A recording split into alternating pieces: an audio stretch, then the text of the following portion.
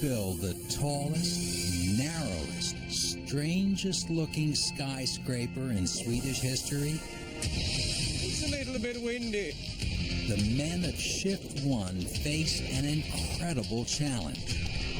Build one entire floor of the radical turning torso in a single 7-day shift. They'll have to battle the dangers,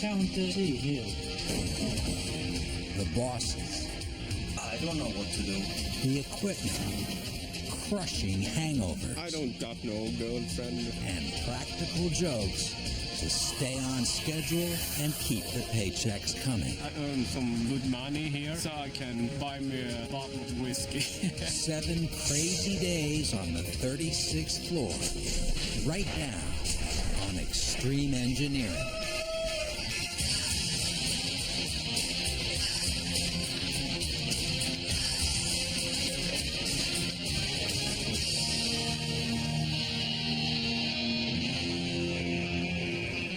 February 2004. The buyers are scheduled to move into Sweden's coolest new apartment building in less than a year. 54 stories tall, the brochures say the turning torso will twist like a licorice stick on the way up.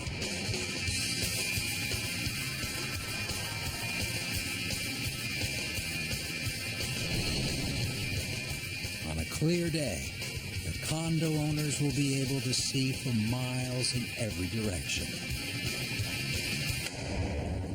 That is, if it can be built.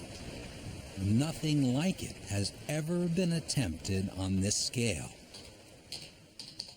The project is a huge gamble for the company footing the bill. To save money, the bosses have figured a grueling schedule. The construction crews will have to work a 7-day shift. That's an 80-hour week until the building is done. They will get a week off in between to recuperate before they strap on their hard hats and go at it again. And it's not just the construction company's fortune that's at stake. The future of the entire region depends on the ability of the men to get the job done.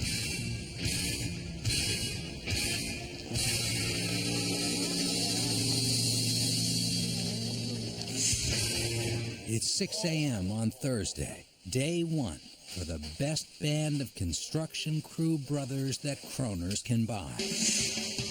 Thomas, Ulrich, Jan, Patrick, and the rest of the 21-man crew. Every one of them descended from Vikings. They'll work in punishing 45-mile-an-hour winds that will shove the temperature down below zero. How does a Viking feel about it? Vikings are men of few words. I prefer the summer. Tough situation creates tough guys. They are Vikings. For these 21st century Norsemen, the adventure is not on the sea, it's in the sky. These guys it's very much for practical jokes. And it's no ordinary commute. An elevator hanging precariously off the side of the building hauls the men to their cold, dangerous workplace, 400 feet off the ground.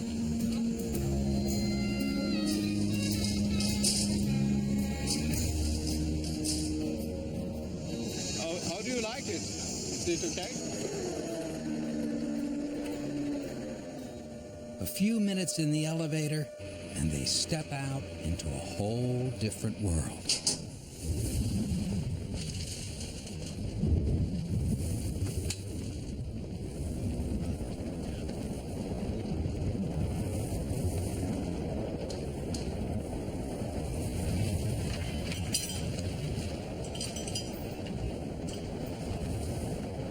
Here, a good gust of wind could send a man down to his death.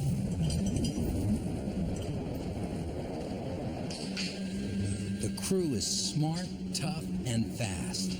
But to raise and build an entire 5,000 square foot floor, they'll need the help of their ingenious 4-story workhousing. It's called the Automatic Climbing Structure, the ACS, and the 36th floor will soon rise up around it. The sleek facade of the turning torso hides 64,000 tons of steel and concrete beneath that keep the building standing up. The automatic climbing structure is the factory for all that strength. The ACS shapes the building's concrete floor by floor. Once the core section is complete, the ACS climbs up the building. The outer floors are built on temporary platforms called table forms. The table form sections connect to provide a base for the rebar and concrete to come. Once the floor has dried, the table forms are removed for reuse on a higher floor. Looks simple. Of course, reality has a way of not cooperating. Patrick Pearson gets started moving these table form sections used to build a lower floor down to the ground for cleaning and inspection. Only then can they be hauled back up to help build the 36th floor. Not much can happen without the help of the man in the sky. Jan Newlander, operator of one of 2 cranes hanging 500 feet off the ground. Jan is the master puppeteer of the torso project.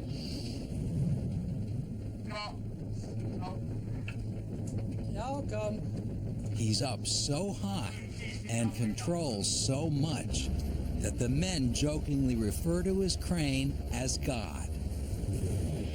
Jan takes the elevator most of the way to his job, but the last 20 feet he has to climb. Straight up a ladder open to the elements. Jan's used to it. Climbing down when it's windy, that's another story. It's not fun. It's not so fun. Jan is another man of few words.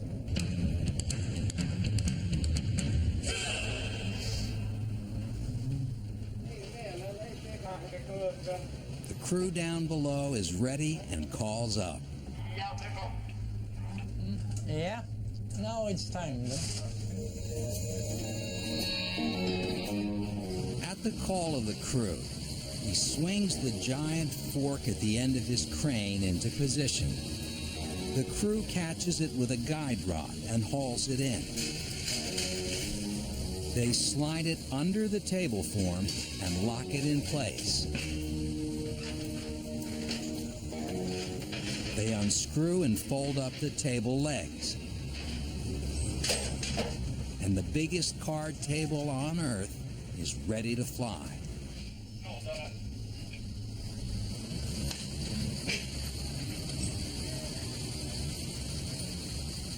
The crew has to push the table form to guide it, trusting that Jan won't pull them straight out into space.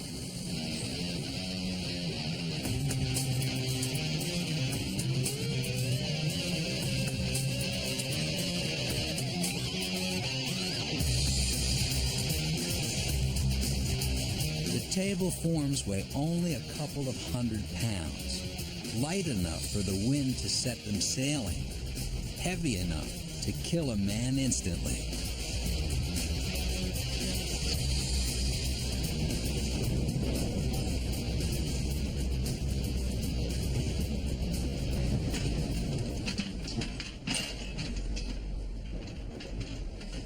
One slice down, 22 more to go. The pressure to stay on schedule never lets up. The project is behind. Just since December, 10 days have been lost to the weather. The cost of the construction has gone up by millions. So how do you explain it to the board of directors if you're in charge? The cost has risen. The time has gone. So time costs money. Johnny Orbach is the politician turned developer who has battled for years to realize his vision of a Twizzler-shaped building. It all began when he saw a photograph of this sculpture, designed by world-famous architect Santiago Calatrava. I looked and saw a sculpture. It had cubes and also this twisting form. And I thought that this could be a residential building. It could be fantastic.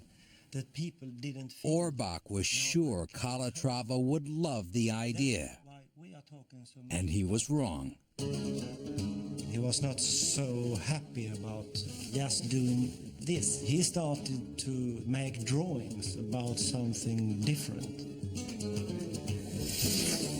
Calatrava worried that Malmo was a gritty industrial town with an abandoned shipyard, few jobs, and no tall buildings.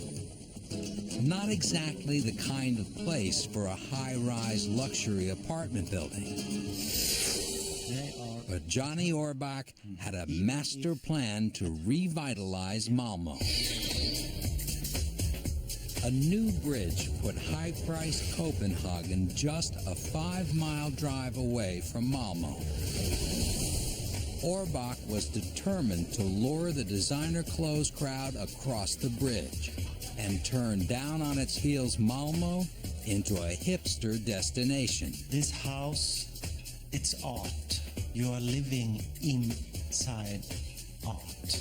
People shall point and say, look, that's where I'm living. If we build it, Orbach believed, the Prada handbags would come. Calatrava was sold. Only one problem. World-famous Calatrava has never designed anything where people have to actually live. There are two issues who make this building important for me. It's my first housing project, and the second one is my first skyscraper. I mean, it is a double challenge. The architect's playing a new game, and the developer has jet-set dreams. Meanwhile, back on the job site, the future of Malmo and Johnny Orbach's career rests in the hands of the guys who have to make the turning torso a reality. The table forms are down and cleaned, and now they'll have to go right back up to begin the assembly of this week's project, the 36th floor. From above, the crane operator lowers his cable. The men on the ground secure it to the table form. And away she goes.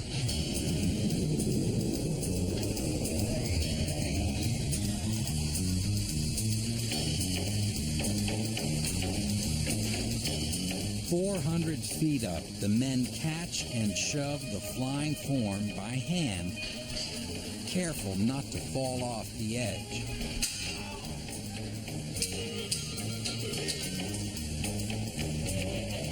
Scrambling like their Viking ancestors on a sailing ship, the men spend the day steering the pieces into place.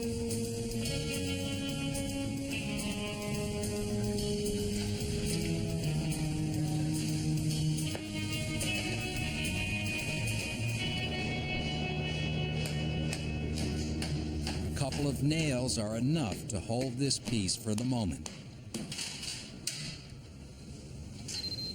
Down below, Peter Victorin makes sure the table form is level. The table form is tied to the building's concrete core to fix it in place. Finally, all of the table legs are screwed tight to the floor below, and one table form is done. Now all the men have to do is repeat the process 22 more times.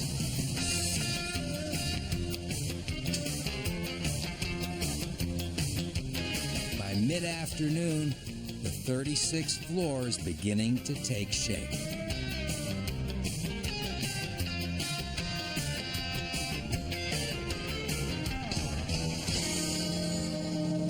From underneath, the table legs create a forest of steel support columns, strong enough to hold the concrete when it's poured above.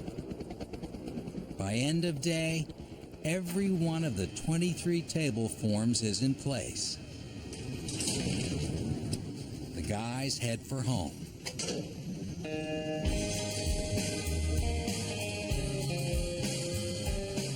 Where do you live when you're building the most expensive piece of real estate in Northern Europe?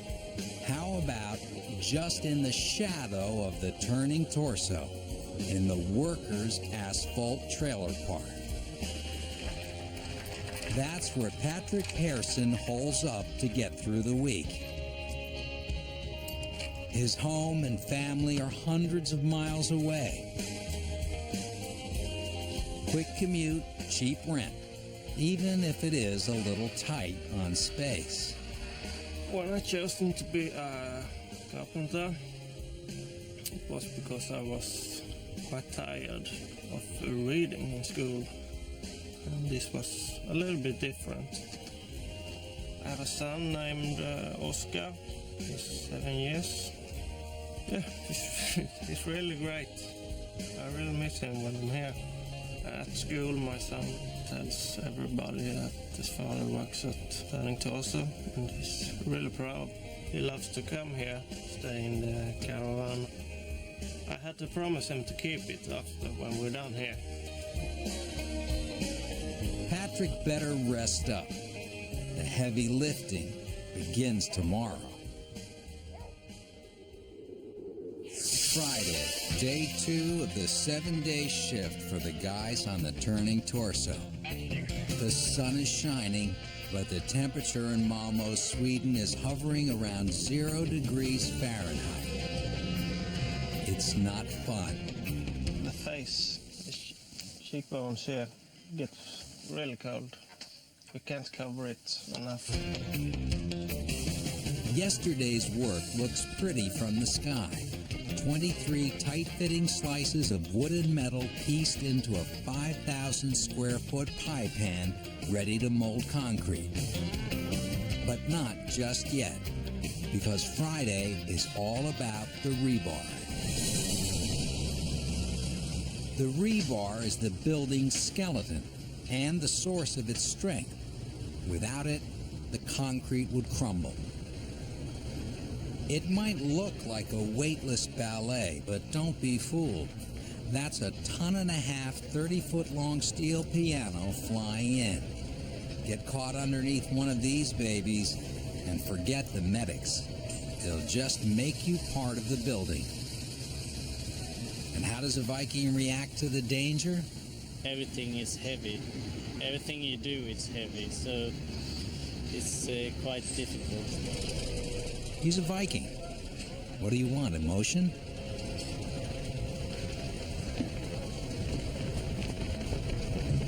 The pieces should drop right into place. Emphasis on the should. The pipes and ductwork always have to be cut to fit.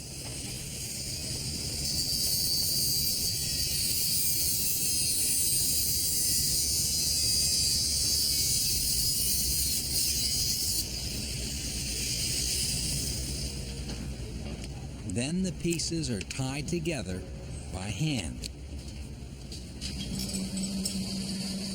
Meanwhile, out on the edge of the building, this steel Tootsie Roll is the size of a Chevy Nova and weighs about the same. The guys are preparing for liftoff. It's the start of today's most dangerous gig, the concrete spine.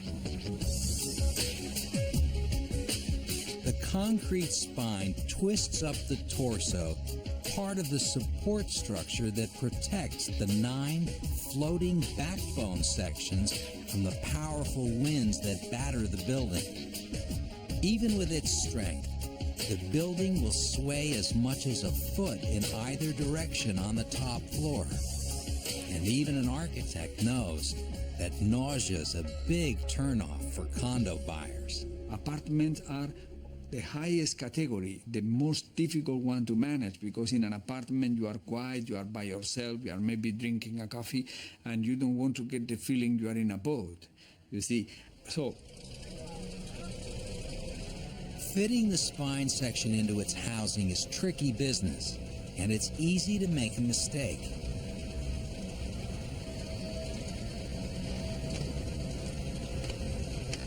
The crewman walking into the picture is Bengt Eck. The guys just call him Rocket Man. He's noticed that that big hunk of rebar in the sky is upside down.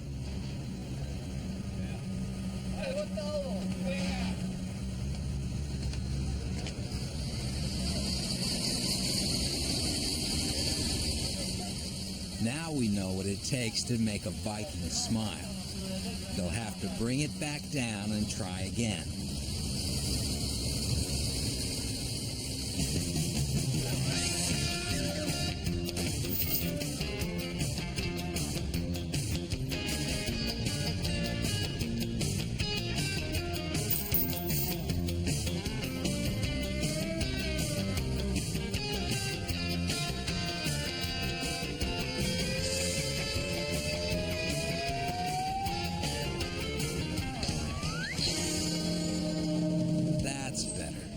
And now it's time to get out on the building's edge, 400 feet up, and guide the big chunk of steel into place. No restraining belts, no safety ropes, no net. And remember, there are no straight angles here. Every concrete spine section has to fit into the one below it, tilted just slightly, at a precise angle different from the piece below. Even after a year on the job, the corkscrew construction is still driving the guys nuts. Listen to this outburst of Viking outrage from Anders Manson. Everything is wrong, you say. Somehow gaining control of their runaway tempers, the Vikings make it work. While the men are breaking their backs upstairs, this pile of steel tubes may derail the entire project. It's time to pay a visit to the big man. Ingvar Nolin is the Turning Torsos project director. He's in charge of every phase of production. Ingvar has made a career of difficult projects, but he's never seen anything like this. You're in a process where things are running very fast. Things are happening every day. Every day you come to work, something has happened, and you have to react on that. And what shall we do? Ingvar's current crisis is the white tubular steel structure that wraps around the building. It's called the steel spine. It's critical for the torso support, and it is falling apart. Like many other project parts, the pieces of the steel spine were prefabricated off-site. The steel looked good, but But now that the crews are putting it up on the building, the welds are cracking everywhere. Just exactly why is a matter of dispute between Ingvar and his Spanish suppliers.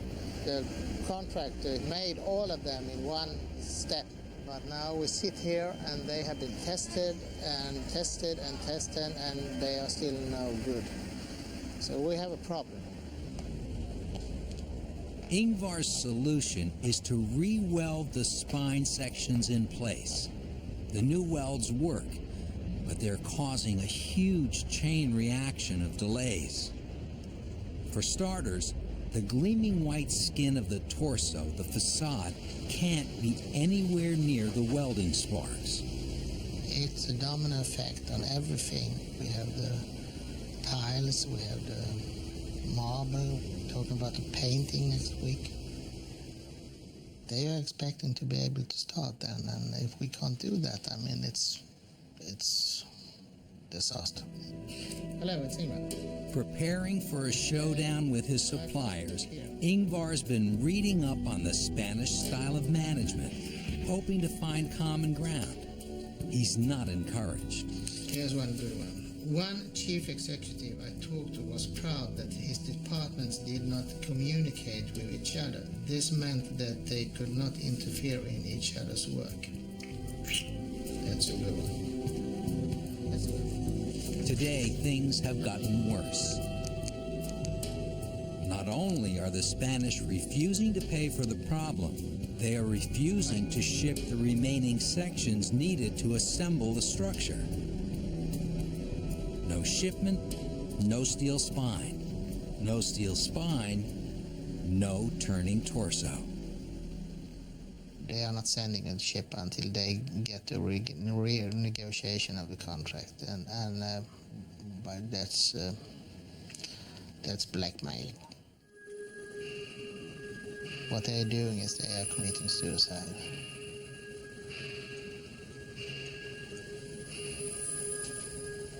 Unaffected by the steel spine squabble, the concrete crew on floor 36 has set down 70 tons of rebar. At the rate of 7 tons an hour, the men have worked one strong day. They can't wait to get off the building.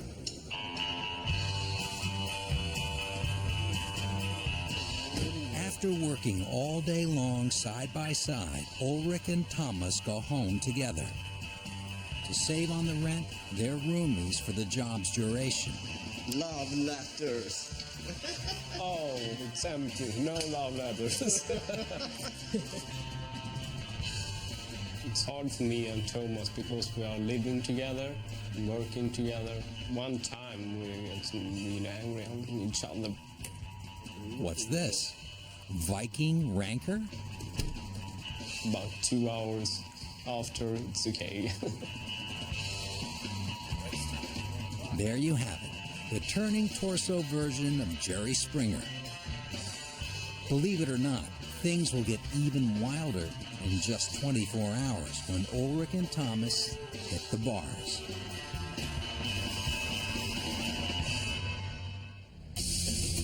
It's Saturday, day 3 of the 7-day shift on the turning torso. A good day to pour concrete. On the 36th floor, the guys have laid miles of rebar in grids all over the temporary platforms. They're ready for the biggest concrete pour of the week. But right now, all the action is on the ground. How do you deliver 120 tons of concrete 400 feet up? First, you need a steady supply of mixing trucks. Then you've got to feed it into the pump to end all pumps. The Putzmeister.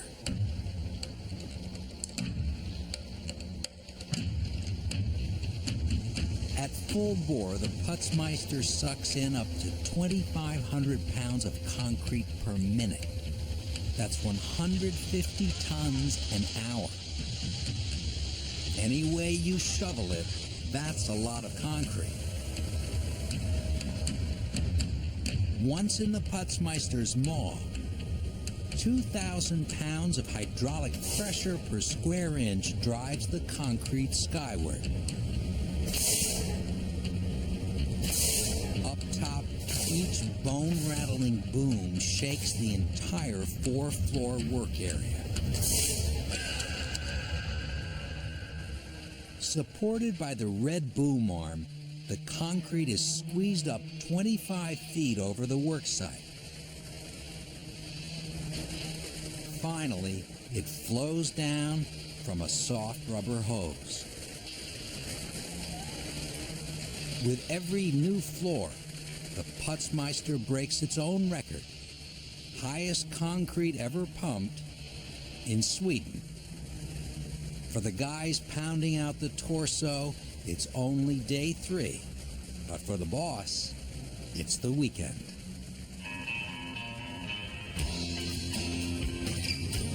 Ingvar Nolin's retreat is 60 miles away from Malmö, by the shores of the Baltic Sea. It's his fortress of solitude, his one escape from the pressures of constant decision-making. Or not. Hello, Staffan. Further problems. What? With the what? Oh. It's the Spanish steel again. What has happened? Is that Time to play hardball. Nothing is correct. Oh. That's the game is over, yes, because I mean, if they can sleep on it, we give them a proposal, and if they don't accept that, we have a new meeting on Tuesday at 11 o'clock, and then we cancel the contract and send them home. So much for getting away from it all. Back on the 36th floor, the concrete's down, but the job's not finished. They have to keep the concrete dry for it to cure properly, so the entire floor is covered with pre-cut sections of steel and wood. Finally, their cake is ready to bake, and the guys can take advantage of the one let-up in their schedule. Because when it comes to Saturday night, young Vikings are no different from any other guys.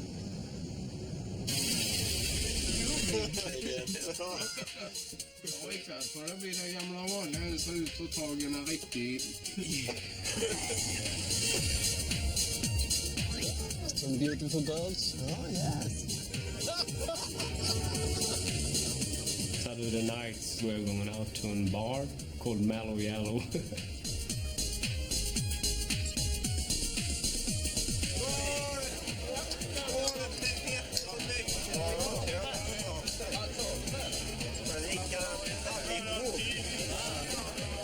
Smile, you're in candid camera.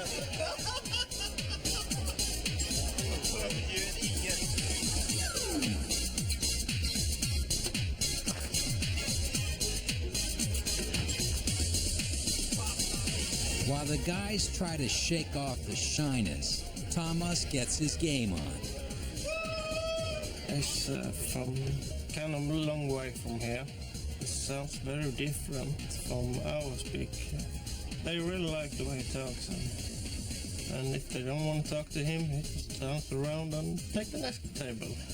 Thomas the Stallion.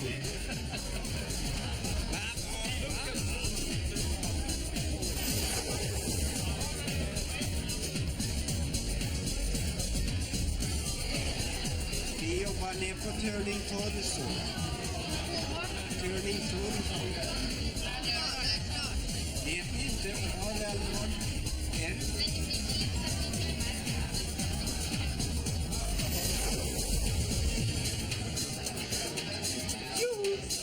Turning Torso.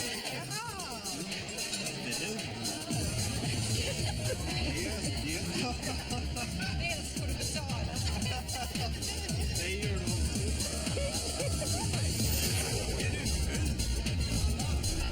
Thomas's roommate Ulrich has an entirely different approach to the question. I don't got no girlfriend. I think it will come. I will find the right one. She will come.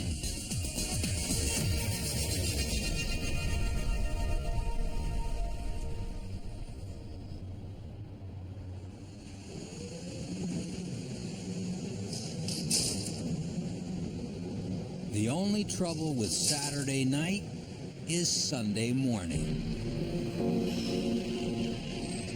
It's day 4 on the turning torso, hump day in the crew's 7-day shift. While the concrete cures on the 36th floor, Ulrich and Thomas are assigned to the 33rd, the circular hallway. The circular hallway rings around the building's central core. It gives the residents something to walk on their way from the elevator to their apartments. Ladies' man Thomas has drawn the inside duty where it's safe and warm. This is the best job in Torso. You can look out. You understand. We got it and we keep it. Some guys get all the luck. Thomas builds the hallway the same way the upstairs team built the massive outer floors. But in this tight space, everything is done by hand. When the scaffolds are done, Thomas and the crew lay out a set of platforms to hold the floor. Getting around is tricky. Once the handmade ring of table forms is complete, they'll set down a second ring of prefab rebar. All that's left is to pour the concrete. But the massive pump used for the outer floors above won't fit in the narrow space. So Ulrich and his team have to wrestle a smaller, unsupported hose.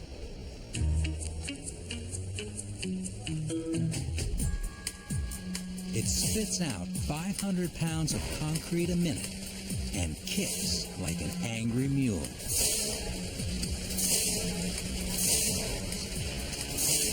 Just the thing for a hangover. Yeah, that is the force, the power of the pump. It's so heavy when the pump jerks. Makes me feel like I'm about 100-year-old now.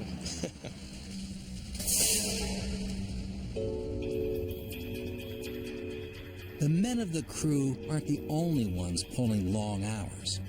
The sales force is driving just as hard. Maybe we change apartment to this level.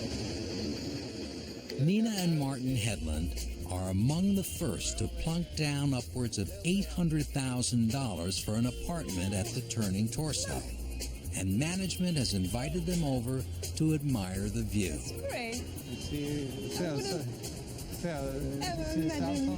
Where are we standing now with this? This here is the middle of the living room. Okay, so there is where you're gonna have your flat screen on that wall? Yeah, here is the flat screen. And I would like to have my bookshelf here. Yeah? Is it okay? No, we have to discuss that. The kitchen over here. Okay, so here is our bedroom. Yeah. It would be very interesting to see if the bed is will fit in. Think it's good? Yes, it would be great. Okay. It would be very exciting to go in here.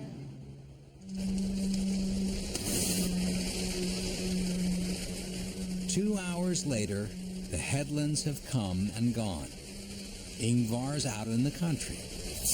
And still, the wrestling match with the pump goes on. Finally, it's over.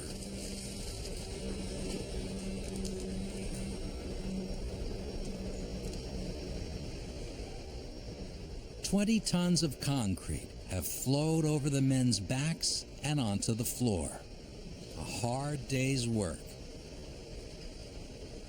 And the Hedlunds will have a nice, smooth place to stand when they push the elevator button. The men are quiet as they apply the finishing touches. They need a break in the worst way. Tomorrow, nature will provide. Day 5, Monday, and the weather's turned nasty. Since their shift began last Thursday, the men on the turning torso have already worked 44 hours. Only 36 more to go to make an honest week. Up top, the wind is blowing hard, and this crew needs to get the rebar tied off so they can pour the concrete for the central core, the building's main support structure. It has to be right. Climbing on rebar in a gale-force wind is not the best way to get the job done. And so, after a valiant effort, the rebar crew calls a break. All over the building, different crews are waiting out the weather. If the wind gets any stronger, another workday will be lost. Management can't afford any more delays. Sales remain slow. Costs are skyrocketing. That one. And the board of directors has Johnny Orbach on the hot seat. We meet 2 times per month. My role is to always look at the whole of the project. But of course, when we are talking about the economy and the financial questions, it's my responsibility. But the Norse gods are not smiling on Johnny today. Wind over 45 miles per hour means an automatic shutdown for the elevators and the cranes hanging in the sky. Jan can feel his tower sway as he takes a wind reading and relays the information to Lars on the 36th floor. The magic number to shut down the cranes is 20 meters per second.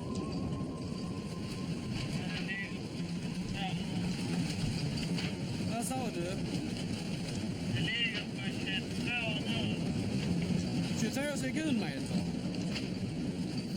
Rules is rules, and the word goes out. Come down off the building. No more work today. Jan climbs down the crane tower, and the site is quickly abandoned. Back in the office, Bjorn Nordgren tries to explain the weather to his boss, Ingvar Nolin. Today has been a lost day, more or less. You know perfectly well, we always have this problem with the weather. Yeah, but I don't know what to do. The guys get a day off, and the project grows another day more expensive.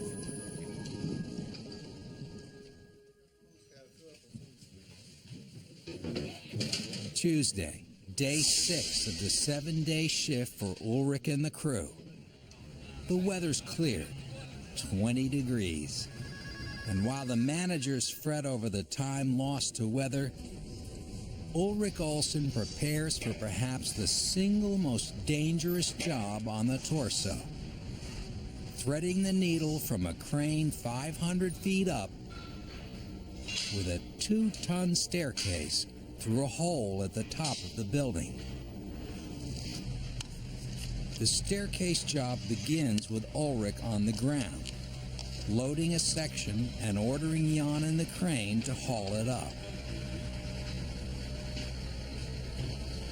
Ulrich hops the elevator and returns to the top, while Jan braces himself for the challenge of dropping a 5,000-pound chunk of concrete through a 4-foot slot.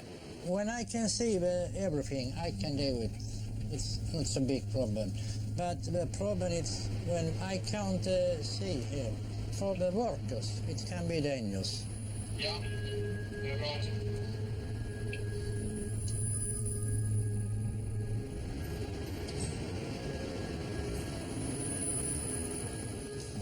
Ulrich becomes Jan's eyes and ears. Together, they guide the staircase down by radio.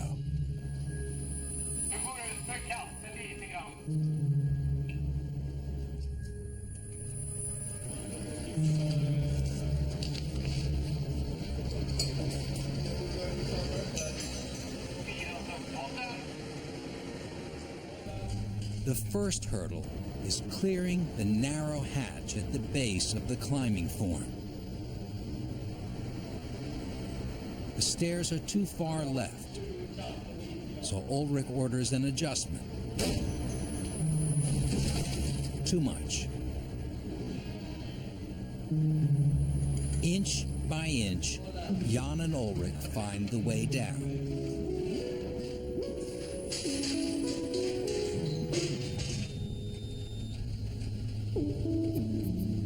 The crew guides the staircase the final few feet by hand.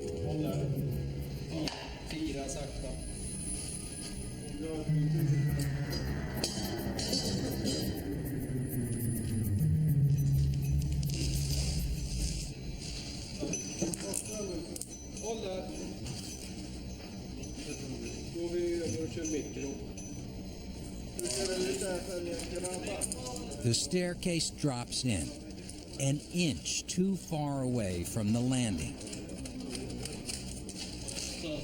And not even Ulrich can shove the 2.5 tons into place.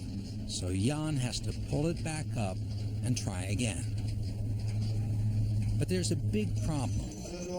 Somewhere above, where neither Ulrich nor Jan can see, the crane cable has snagged on the building. It's a tense moment. No one knows what's gone wrong or whether the cable will snap. The jolt of the snag breaking free staggers Ulrich for a moment. Nobody's hurt, so they try again. This time, Thomas decides to make sure of the fit, sliding his hands directly under the dangling 2.5-ton slab of concrete.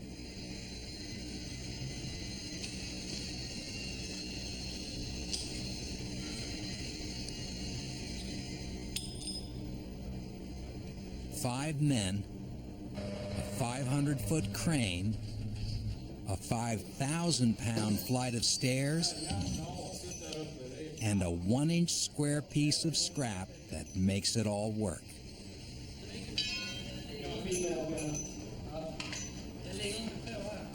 Ulrich, Thomas, and the crew have survived staircase duty for another week.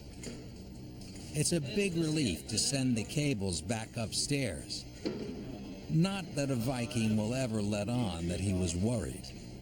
Yeah, it's dangerous, but if you're driving the car, it could be an accident. So that's life. Last time we saw the boss, Ingvar Nolin, he was ready to fire the suppliers of the building's faulty steel spine. On Saturday, he was defiant. We have a new meeting on Tuesday at 11 o'clock, and then we cancel the contract and send them home. Well, Tuesday's here. What's the deal, Ingvar? Yeah, we are trying on different levels because we have they have engaged lawyers. We are talking about. That's okay, Ingvar. We get it. Lawyers.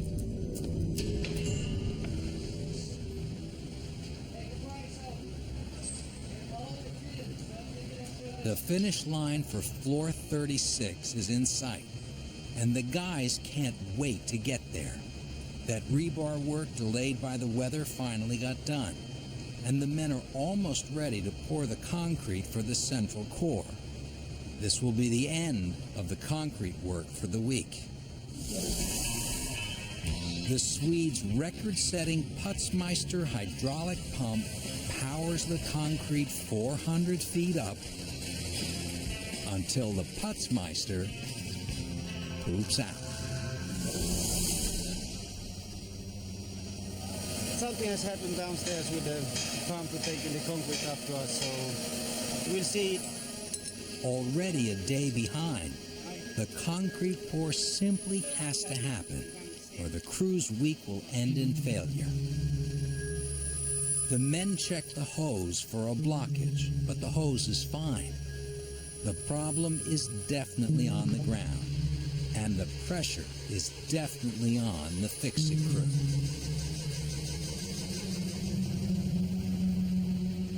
As the delay gets longer, the men's good humor is tested. It's time for Plan B, which everyone on the site was hoping to avoid. The giant cranes, two of the busiest, most valuable pieces of equipment on the site, stop everything to become the world's least efficient wheelbarrows.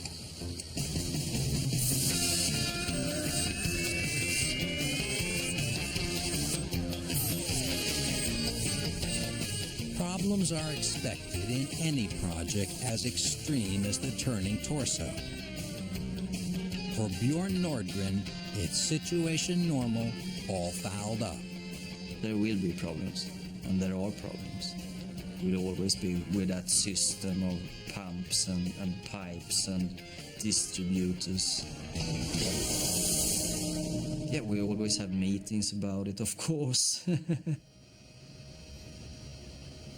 Suddenly, as quickly as it had stopped, the pump lurches back to life. The Putzmeister works just well enough to get the core section poured and save the week's work for now. One more day, and the crew is free. Wednesday morning, day 7. The marathon week of 12-hour shifts has reached the final turn. All of the rebar has been placed. The concrete for the floors and core has been poured and had time to dry. 68 back-breaking hours into the work week, the men are feeling it. This is the longest day, because all day you are going to wait to go home. It's a lot of hours to work. I feel really tired. I am. Of course, you're a little bit tired, but you have 7 days to looking forward to. I want to be free again. The last piece of work may be the most important of the week. Moving the team's working home, the 150-ton, 4-story automatic climbing structure, up 1 story into the empty sky, so that next week's crew has a place to start building floor 37. That's like jacking an entire Jiffy Lube station with everybody in it 10 feet off the ground.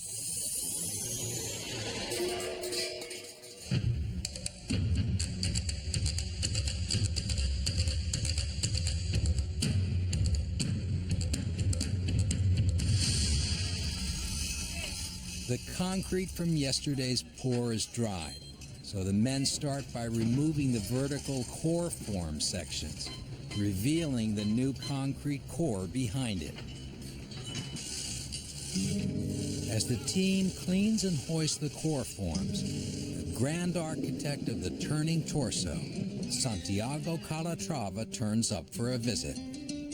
Construction project director Ingvar Nolin shows Calatrava the sites. We have the Swedish record now in pumping concrete now. Yeah. I mean, no one has been pumping concrete so much, so high as we have. It's very pleasant to see the system working. Sorry. Okay. To see the reality of the site and see how people go into the site. This is always, even for myself, extremely moving. The building is emerging from their own direct work. from their own direct supervision. The site belongs to them, the building belongs to them. They are the real ones who make it, so they are the real heroes. The core forms are safely stowed for transport. Time for the action to move inside. At the push of a button, 16 yellow climbing beams are hauled up the core wall by a series of bright green hydraulic jacks. The climbing beams are now set to hold the entire ACS as it rises.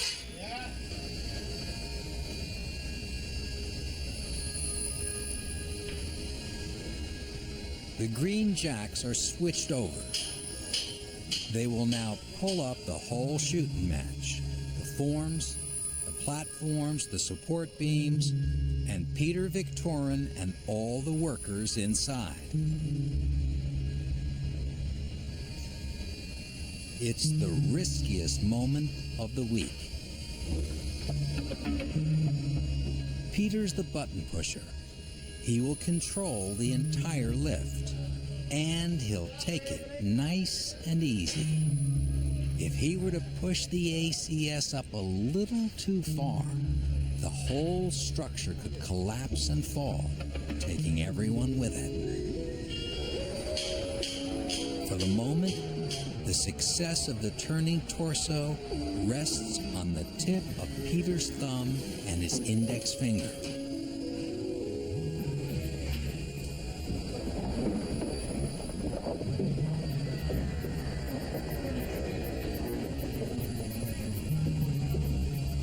The jacks work so smoothly that the men have little to do but whistle and watch. It takes 30 minutes for the 154-ton climbing structure to rise. It looks better in fast motion.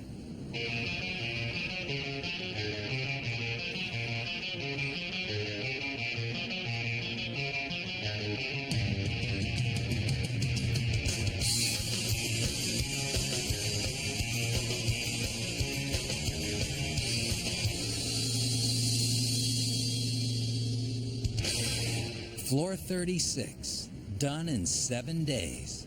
Go crazy, guys.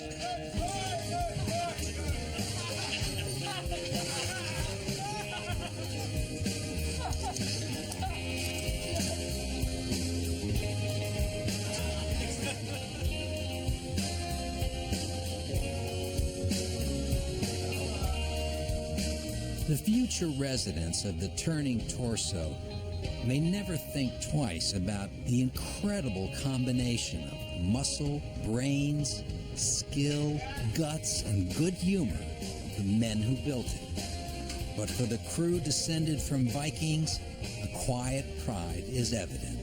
All of us working there, when it's coming to summertime and people are talking about it, we can say we did that bad winter on top of that building. It doesn't matter if I build just a small bridge or a big tower, because if I'm going over with my car on a small bridge and I got my friends in my car, I always told them, this is my bridge. So I'm proud of what I've done before, and I'm proud of this. So that's okay.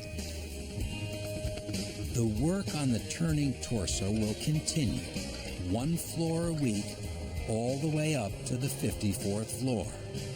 And while the construction crew gets a week off to relax, the troubles for the bosses go on. Ingvar Nolin's finally on speaking terms with his Spanish suppliers, but still he can't get the shipment he needs. Hello, Xavier. How are you? What has happened since you left Sweden last night? Nothing. So we've not come one single step forward since we met. We must find a solution on this. I mean, we can't continue like this. Okay. Will you call me back? When? 2 hours.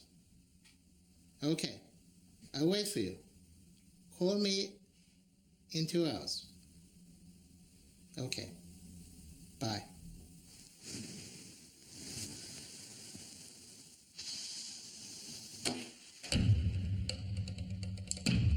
After Extreme Engineering left the job site, an agreement was finally reached with the Spanish. The suppliers got their money, and Ingvar got his new steel. But all the troubles did claim one casualty: the man who first dreamed that a sculpture could be a building. Johnny Orbach was replaced as chief executive officer of the company building the torso. Still, Orbach's dream lives on. And like all true Vikings, Johnny knows what's really important in life. You must have love, and you must have food, and you must have a beautiful place where you can live. That makes happy people.